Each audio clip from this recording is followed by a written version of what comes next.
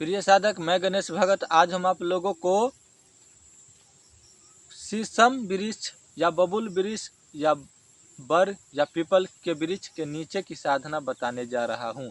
यदि आप शीशम वृक्ष और किसी एक वृक्ष के नीचे बैठ कर के साधना करते हैं तो आपको वहाँ पर क्षेत्रपाल की साधना पहले से करना होता है। यदि आप क्षेत्रपाल की साधना कर लेते हैं तब आप वन में यानी कि एकांत अवस्था में जो वृक्ष होगा वहाँ पर बैठ करके आप साधना करेंगे तो आपको वहाँ पर साधना फलीभूत होगा और वहाँ पर का जो है जो भी शक्ति होगा उस वृक्ष पर जो शक्ति रहता होगा वह शक्ति को आप सिद्ध कर लेंगे और वह शक्ति आपके साथ रहेगा। आप जब उनको बुलाइएगा तब वह आएगा उस वृक्ष पर से और आपको वह शक्ति मदद करेगा।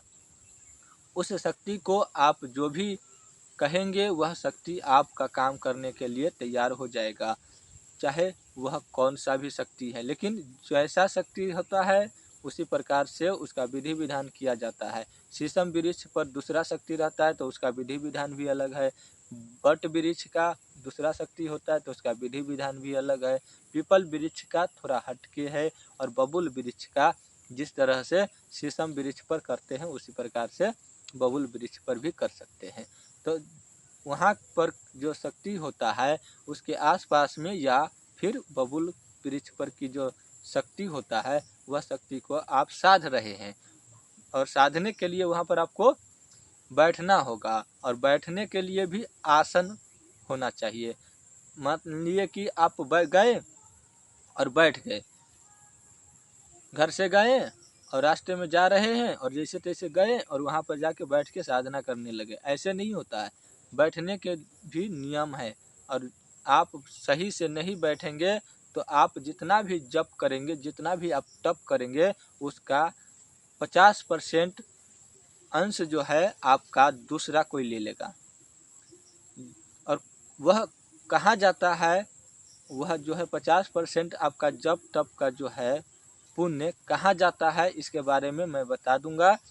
लेकिन आप इतना ही अभी जानिए कि 50% आपका जप तप का पुण्य जो है दूसरा कोई ले लेता है यदि आप सही से नहीं बैठे तो।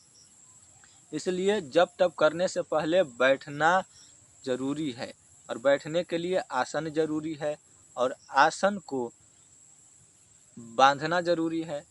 सुरक्षा मंत्र जरूरी है, सुरक्षा रेखा हो न हो सुरक्षा मंत्र होना जरूरी है।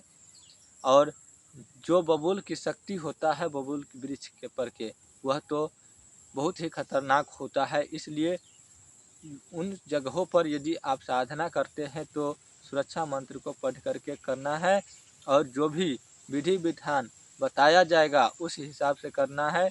जैसे कि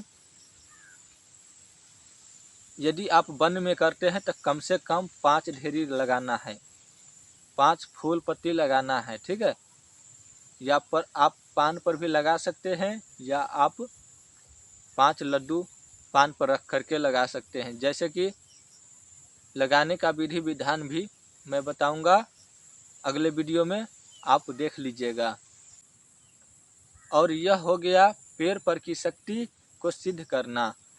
और भी किसी भी प्रकार की जानकारी चाहिए तो कमेंट में पूछ सकते हैं और इस चैनल को सब्सक्राइब कर लीजिएगा।